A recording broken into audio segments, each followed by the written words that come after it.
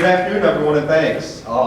Just like the rest of the speakers, I spent a lot of time preparing for this presentation and trying to think of a way to kick things off, to get you hooked into my talk and get your attention right away. So I've decided I want to tell all of you that it's my goal to leave the office every day by 4 o'clock. It's not because I don't have a lot of work to do or enough responsibility or I'm not busy enough, but it's because I take great pride in organizing and prioritizing and executing so I can get done with my workday and home to my family.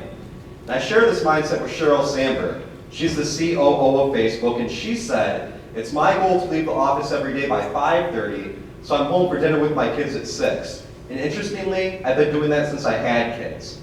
So clearly we both agree on the notion that on our deathbeds, we want to remember the great naps that we took. Not the staff meetings, not the follow-up emails, or the reminder phone calls, or the late nights on our smartphones, or Blackberries, or laptops. Because to us, what matters most is the notion of life. And unfortunately in America, we have tricked ourselves into believing in the notion of work-life balance, as opposed to taking a step back and reframing that equation as life-work balance.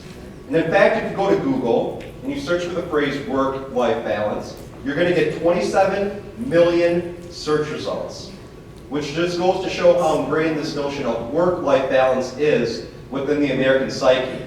And unfortunately, when we focus on work first and life later, we bring home with us all sorts of negative stressors and anxieties that cause us to mistreat our spouses, not manage our finances appropriately, eat right or exercise enough.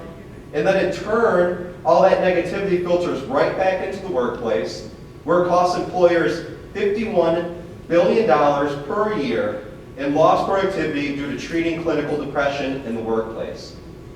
Personally, I have always prided myself on not being a part of those statistics. And I play hard so I can work hard. And I have found that by focusing more of my time, energy, emotion, and passion into life outside of the office, I've been able to grow my career and enhance my quality of life. In the past 24 months, I enrolled into and graduated from an executive MBA program with a 3.7 GPA. I was leader of my team, chair of my class gift campaign committee. My wife gave birth to a 5-week premature baby, and I recently landed a promotion. And I was able to manage and excel through all of this because I kept 3 components in absolute alignment.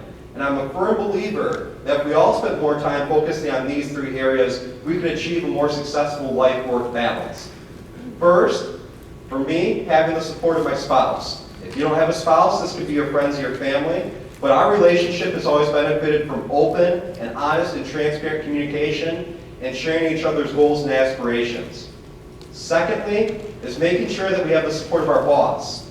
You might not know Drew Eason. He's the CEO of the Michigan Dental Association. But I can honestly say that before and during and after those 24 months, Drew had my back at every step of the way.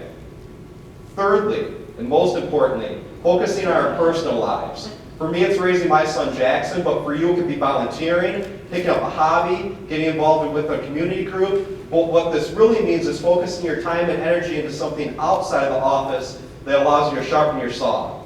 But what happens if you're missing one of these components, or 2 or all 3? Or what if they're misaligned in some way? My life experiences have allowed me to draw on a couple things I want to share with you today. First, I have found a lot of benefit from using the power of small wins to build momentum. I don't try to change my entire life all in one fell swoop. I don't take on more than I can chew. But what I do is focus on little bits and pieces so that when I accomplish them, they work towards a larger goal. Secondly, I utilize the productivity tools I have at my disposal to better manage my time in the office so I can get done with my day and get home to my family. Things like my task list, my calendar, a piece of paper and a pen, even taking my laptop home some nights.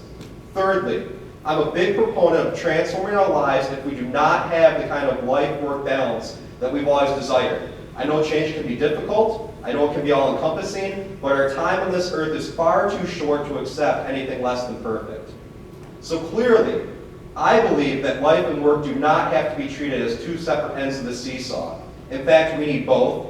And I have found that by being a leader in all facets of my life, I've been able to grow my professional career and enhance my quality of life. So I have a challenge for you.